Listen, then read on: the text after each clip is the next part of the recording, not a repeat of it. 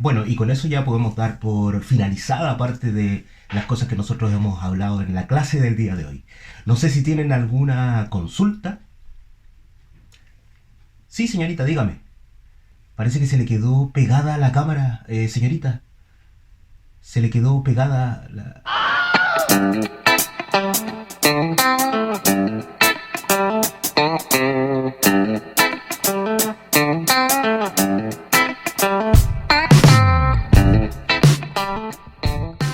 Bueno, bienvenido a una nueva cápsula de macroeconomía. Hoy en día vamos a tratar un tema que ha sido discusión durante el transcurso de la historia económica. Y este tema se encuentra relacionado con el dinero. Existen diversas posturas, tanto por los teóricos clásicos como los teóricos neoclásicos, los monetaristas, los keynesianos, el mismo Alfred Marshall en algún momento plantean algunos cuestionamientos sobre este concepto que está relacionado básicamente con el dinero, que es uno de los tantos métodos de intercambio que existen dentro de la economía y que hoy en día claramente es el más importante. Yo siempre trato de generar, por ejemplo, algunas recomendaciones. Si bien este texto no es ahora para esta asignatura y se conoce como la historia del pensamiento económico, es un texto que te permite apreciar cuáles son las causas de por qué en realidad estas discusiones que están relacionadas con el contexto del dinero se vuelven tan importantes para poder tratar estas temáticas. Es muy claro y es muy interesante porque en muchas ocasiones nosotros estudiamos temas, pero no sabemos cuáles son las causas ni el por qué los estudiamos. De tal manera que textos como estos, que muestran la historia del pensamiento económico, son fundamentales para entender esas causas y tener de mejor forma el conocimiento que nosotros vamos adquiriendo, siempre y cuando nosotros tengamos tiempo efectivamente para leer un texto, que es un texto complementario a la asignatura. Pues bien, como nosotros habíamos mencionado, desde el punto de vista, y aparece también en este texto, la teoría clásica relacionaba que el concepto del valor como tal surge efectivamente del productor, de la oferta. Incluso hay una ley, que es la ley de Say, que menciona efectivamente que la oferta crea su propia demanda. O sea, los teóricos clásicos potenciaban fuertemente la idea de la producción como instauración del valor y por ende también del precio. Una frase notable dentro de la teoría de Say. Say dice que nadie guarda oro bajo llave en una caja, ya que el dinero no es más que un medio de cambio en su sistema, por lo que la mayoría de los teóricos clásicos de aquella época rechazaban que las depresiones o el estancamiento económico se debiesen a causas que son monetarias. Sin embargo, viene una gran revolución desde el punto de vista económico con los nuevos teóricos, que están relacionados con la economía neoclásica. Estos autores que se encuentran relacionados como Gibbons, como Walras, mencionan efectivamente ahora un cambio de ese paradigma y mencionan la importancia que tiene la demanda en la instauración del valor y también en la instauración del precio. De tal manera que estos economistas, que pasan a ser efectivamente economistas relacionados desde el punto de vista neoclásico, construyen uno de los aspectos que hasta el día de hoy nosotros estudiamos en clases de microeconomía, en clases que ustedes tuvieron anteriormente, y que se relaciona con el concepto de la utilidad marginal. O sea, ellos mencionan fuertemente de que en realidad a medida que nosotros vamos consumiendo un artículo, este artículo tiene una especie de depreciación contable, ¿cierto? Ese concepto que nosotros tenemos mucho más claro de la contabilidad y que es la depreciación, pero que sin embargo ellos les llaman utilidad marginal, la cual a medida que nosotros vamos consumiendo un artículo es decreciente, o sea, quiere decir que los artículos se gastan a medida que nosotros vamos consumiendo más de dicho artículo. Esto básicamente es una revolución, el impacto es muy profundo, ya que mencionan que ahora los precios y esta utilidad que viene a través de los artículos no se encuentra relacionada con la oferta y tampoco se encuentra relacionada con la demanda, sino que en realidad el concepto del valor de los artículos se encuentra relacionada con el concepto de la utilidad marginal. De tal manera que este texto es muy interesante porque te permite adentrarte en la historia económica y cómo ha ido cambiando el concepto también del valor y por ende también en la resolución de precios. Luego, autores como Alfred Marshall o también Keynes lanzan libros de gran importancia para el sistema económico, pero que se encuentran relacionadas con temáticas de cierta manera ya resueltas. como efectivamente la instauración de ese valor. Pero sin embargo hoy día nos tenemos que cuestionar.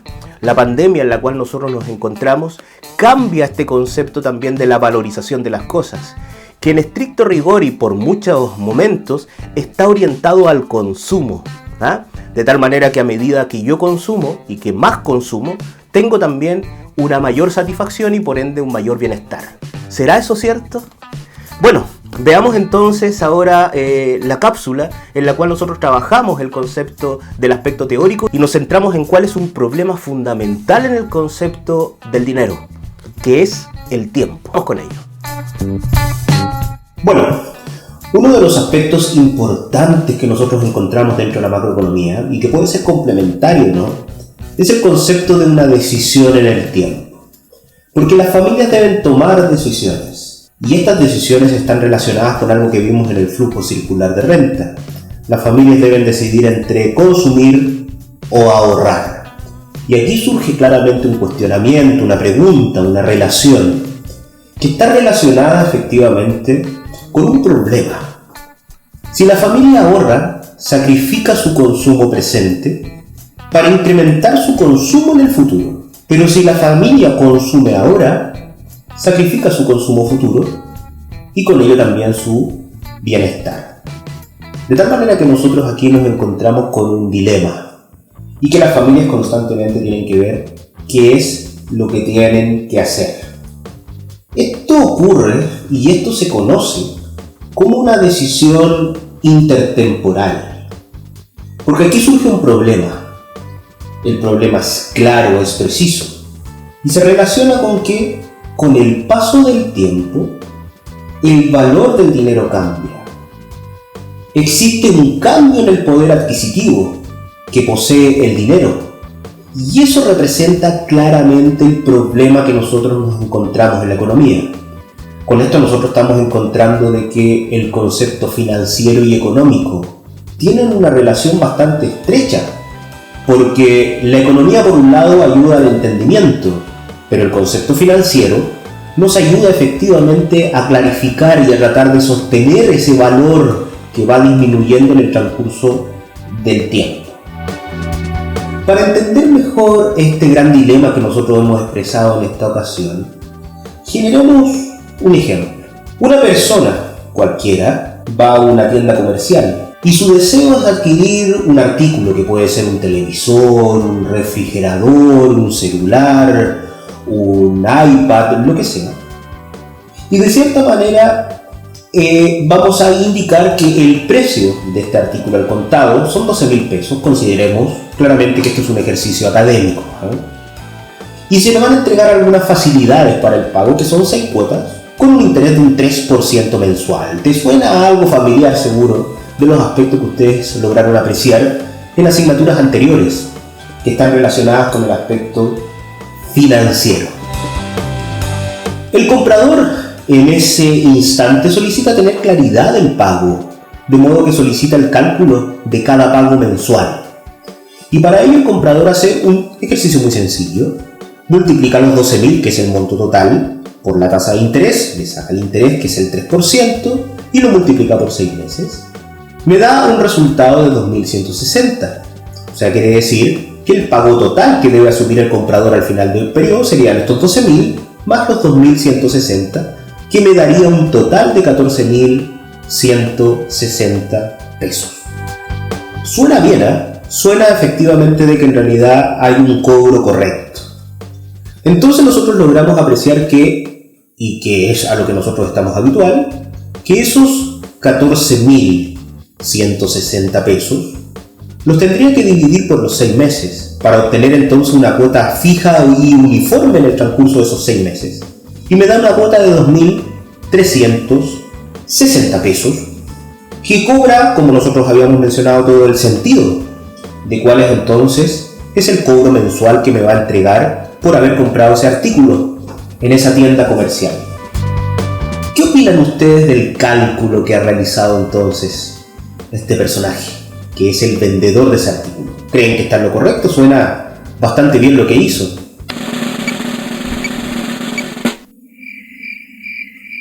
¿Entiendes, verdad? Temo que no. ¿Qué opinan entonces de lo que acaba de realizar el vendedor? Suena bastante bien y lógico, ¿eh? Pero sin embargo aquí nosotros tenemos que el comprador no se encuentra de acuerdo. El comprador indica que siempre el interés mensual se ha cargado en el total de la deuda, los 12.000. Recuerda que a los 12.000 le sacó el 3% y obtuvo entonces efectivamente cuál va a ser ese interés mensual. Y el comprador propone de que el interés se debe aplicar sobre el remanente que va quedando de la deuda. O sea, quiere decir que a medida que yo voy pagando una cuota, voy sacando nuevamente el interés. De tal manera que propone lo siguiente. Al total de la deuda lo divido en las 6 cuotas, ¿cierto? Me da 2.000, que es un proceso uniforme. Le aplico a ese 2.000 el 3% y me da una cuota de 2.060, que es bastante distinta a los 2.360 que me había entregado el vendedor. De tal manera que nosotros aquí vamos viendo claramente que hay una diferencia en el cálculo y que ambas teorías, tanto la del vendedor como del comprador, poseen efectivamente algún aspecto que no nos suena absolutamente nada mal, ¿no? Nos comprueba efectivamente de que estamos realizando un ejercicio que puede ocurrir a la realidad. Y eso muestra que de cierta manera el valor del dinero va cambiando dependiendo de la perspectiva que yo tengo. Porque el vendedor, por un lado, me genera claramente una cuota que es diferente a la cuota que me ha propuesto entonces el comprador. ¿Quién es el que tiene la razón? Aquí nosotros vemos y podemos indicar que lamentablemente ambos están en un error. Y veamos esto por medio de la siguiente tabla que permite ver paso a paso lo que se ha propuesto al final. Vamos a considerar primero la visión que nos había entregado el vendedor, recuerda, su cuota de 2.360. Pero te explico primero la tabla que ha surgido en pantalla. Hemos generado una tabla a donde nosotros vamos viendo desde el periodo 0 hasta el periodo 6 las cuotas que nosotros habíamos generado, que eran esas 6 cuotas al 3%.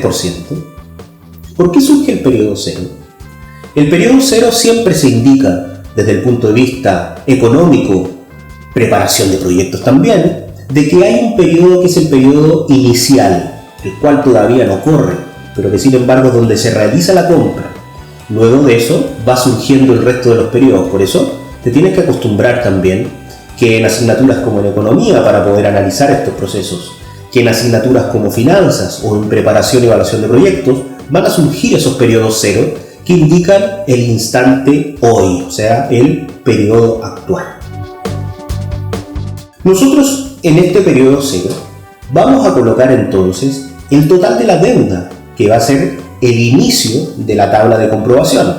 Nosotros estaríamos esperando entonces que al periodo 6 el total de la deuda se extinga, o sea que esos 12.000 estén en 0 y totalmente pagados en el periodo 6. Colocamos entonces los 12.000 en esta tabla, que es en el periodo 0, y esos 12.000 los vamos a volver a replicar ahora en el periodo 1, y les vamos a sacar el 3% para tener entonces cuánto es el interés que nosotros vamos a cobrar.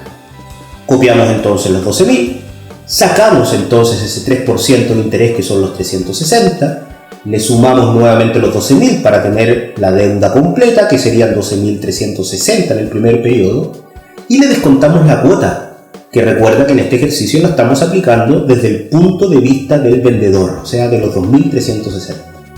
El resultado y el remanente de la deuda que nos queda son 10.000. O sea, quiere decir que pasamos de tener una deuda de 12.000, la cual ha disminuido, sumándole los intereses, restándole la cuota, a 10.000. Hacemos el mismo ejercicio en el periodo 2.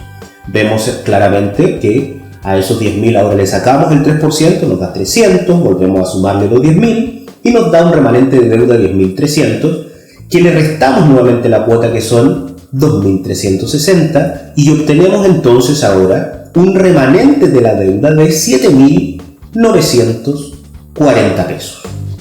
Este ejercicio lo podemos ahora completar, porque ese es el aspecto que yo estoy esperando. Copiamos la cuota en todos los periodos, que sería la misma, y rellenamos el cuadro. Y nos damos cuenta de algo en particular. En el periodo 6 nosotros vemos de que el resultado final no es 0, sino son menos 936,82 pesos. O sea, quiere decir de que la deuda tal vez se extinguió mucho más allá de lo que se debería extinguir. El resultado debería ser 0 y a lo más 0,000 y algo. Pero aquí está algo que es interesante, porque si analizamos cuando llegamos al periodo 6, llegamos con un resultado de 1.381,74 pesos. Le sacamos el interés, obtenemos 41,45 y le sumamos, ¿cierto? Quedándonos entonces un remanente de deuda de 1.423,18 pesos. No obstante, la cuota que nosotros observamos, porque es una cuota uniforme, sigue siendo 2.360 pesos. De tal manera que el ejercicio es sencillo. Estamos viendo que le estamos cobrando más al comprador del artículo, porque él en el periodo 6 solamente le queda un remanente de 1.423 para saldar la deuda, pero nuestra cuota sigue siendo 2.360. O sea, quiere decir que le estamos cobrando más y por ende no nos ayuda a solucionar nuestro ejercicio. Te dejo también la misión para que lo realices ahora tú en base a esta misma metodología y veamos entonces ahora las cuotas desde el punto de vista del comprador. Te recuerdo que las cuotas del comprador eran 2.060 pesos, de tal manera que puedes hacer ese ejercicio para poder captar si en realidad la deuda se extingue. Pues bien, pero aquí surgen las fórmulas que nos ayudan en nuestro camino, claramente. Esas fórmulas ustedes las han apreciado en las asignaturas anteriores, que están relacionadas con la matemática financiera. Y tal vez nosotros vamos entendiendo que el ejercicio no es tan sencillo. El ejercicio no es efectivamente en repartir las cuotas. Sería muy fácil, ¿sí? Cuando yo pago un artículo y recibo el artículo de forma inmediata sin un crédito. Pero cuando yo aplico el crédito, el problema no es el crédito ni la tasa de interés, sino que es el tiempo. Nosotros nos damos cuenta que el tiempo siempre genera un aspecto que es algo confuso de poder representar, porque el dinero va cambiando de forma constante. Y la gracia es que yo mantenga en el transcurso del tiempo el saldo y pueda terminar con el saldo de la deuda, con el remanente de la deuda que yo tenía pendiente. Entonces nosotros tal vez, no sé si te pasa ahora, espero que sí, entendemos un poquito más que las finanzas son un aspecto fundamental para poder saldar las deudas. Y estas fórmulas que tuviste en matemáticas financieras, en particular en finanza básica, ves que claramente está generando algunas alternativas que me ayudan a través de esta fórmula que es de interés compuesto para poder saldar la deuda, o sea, para llegar a 0. De tal manera que vamos a utilizar estas fórmulas para poder explicar nuestro ejercicio. Otra de las herramientas que es de gran utilidad se relaciona con los diagramas de flujo efectivo. Estos diagramas son muy interesantes para poder entender de forma gráfica el problema que surge en la deuda. Más o menos se ve de esta forma. Si tú te das cuenta, surge el periodo 0, que nosotros lo hemos marcado claramente, y surgen las cuotas de nuestro ejercicio, o sea, las 6 cuotas. Tenemos el valor presente que son de 12.000, y aquí surge el cálculo de las anualidades. Se llama anualidad, independiente de que en realidad puede ser una mensualidad, pero en matemáticas financieras, en el ámbito finanzas, se reconoce en la mayoría de los textos que cada una de las cuotas se denomina como anualidades. Por eso nosotros siempre vamos a trabajar en este aspecto con esa letra que es la letra A. Pues bien, ya tenemos las herramientas. Aún no hemos solucionado de todo el problema inicial, pero las herramientas se encuentran disponibles para poder realizar básicamente mi trabajo. Tengo las fórmulas y tengo también entonces mis diagramas de flujo efectivo. Si yo pagase, y vuelvo a mencionar lo que había quedado porque es muy importante, si yo voy a comprar un artículo y el artículo me lo pasan y yo hago el pago de inmediato, quiere decir que no surge ningún tipo de inconveniente en ese trato, porque si ustedes se dan cuenta, el flujo de dinero es inmediato. Me entregan el artículo que yo compro y entrego el dinero. No hay un problema de tiempo, porque sucede en el periodo 0. Pero ahora vamos tratando de generar alguna explicación y generemos que nuestro primer compromiso para pagar de la deuda sea solamente en un mes, para poder ir entendiendo este flujo de dinero. marco mi flujo de efectivo, el valor presente que serían los 12.000 y marco el periodo 0 que es el inicial y el periodo 1. Y por ende yo quiero calcular la anualidad. El aspecto es sumamente sencillo porque yo puedo ocupar la fórmula que yo recién le había planteado. O sea, quiere decir de que me da entonces una cuota de 12.360, ¿cierto? Un total de deuda de 12.360. Hay que recordar que como era un solo periodo, nosotros vamos a marcar que en realidad era tan solo una cuota. Entonces quiere decir de que nosotros vamos viendo que la primera parte de nuestro trabajo es relativamente sencilla. Recuerda que queremos llegar a los 6 meses para ver entonces cuál sería la cuota que claramente va a saldar mi deuda. Supongamos ahora, y ampliemos nuestro periodo, de que ya no quiero saldar mi deuda en tan solo un mes, sino que ahora lo quiero realizar en 2 meses. ¿Ya? ¿Cómo quedaría entonces mi flujo de efectivo? Lo amplío nomás, claro, o sea, sigue mi periodo 0 con un valor presente de 12.000, pero ahora surgen los 2 meses, ¿cierto? En los cuales yo voy a saldar mi deuda. La incógnita está relacionada entonces con la anualidad. Yo quiero saber la anualidad. Y aquí se me complica un poco el aspecto en el cual lo estoy trabajando, porque quiere decir que yo puedo replicar la misma fórmula, y cuando yo la replico, yo quiere decir de que en realidad yo voy incorporando, ¿cierto? Como lo podemos ver en la pantalla, voy incorporando más intereses compuestos. Si tú te das cuenta, la deuda parte como valor presente en los 12.000 y existen ahora estas dos anualidades. Lo que ha cambiado entonces es que la primera anualidad es 1,03 elevado a 1 más la segunda anualidad que sería A partido 1,03 pero ahora elevado a 2. Eso me da como resultado que en cada uno de esos periodos la anualidad para el periodo 1 sería 6.271,33 y algo, y la anualidad para el periodo 2 sería 6.271,33 y algo. O sea, vamos viendo claramente de que vamos encontrando soluciones. Y si te das cuenta, esto lo podemos hacer entonces con todos los periodos. Lo puedes probar con el periodo 3, lo puedes probar con el periodo 4, y claramente nosotros queremos saber cómo resolvemos nuestro ejercicio de los 6 periodos para encontrar esa cuota incógnita que se había quedado marcada y que no lo habíamos podido resolver en el transcurso del tiempo que hemos trabajado. La solución entonces de nuestro ejercicio queda de la siguiente manera. Se ve agobiante, muchachos, porque quiere decir que tengo que plasmar y solucionar las 6 cuotas para poder encontrar mi solución. Y aquí encontré la anualidad. La anualidad son 2.215,17,0005. Muy distinta a los 2.360 del vendedor y muy distinta a los 2.060 del comprador. O sea, quiere decir que nosotros aquí acabamos de encontrar una solución que es plausible y que de cierta manera puede extinguir la deuda. De tal manera que aquí lo que viene es el trabajo de comprobar a través de la tabla, que era la tabla que nosotros habíamos hecho solamente para el vendedor, pero ahora con esta cuota de 2.215. Te invito entonces a que compruebes si al final de la tabla nosotros extinguimos la deuda. O sea, si en el periodo 6 el resultado es 0, quiere decir que claramente esos 2.215, algo me permiten entonces extinguir la deuda. En ocasiones el resultado me puede dar 0,00000 y algo, pero quiere decir que ese resultado ya es el que se acerca a extinguir la deuda. O sea, claramente nosotros hemos descubierto de que las finanzas surgen primero por el dinero y también porque hay un problema con el factor tiempo.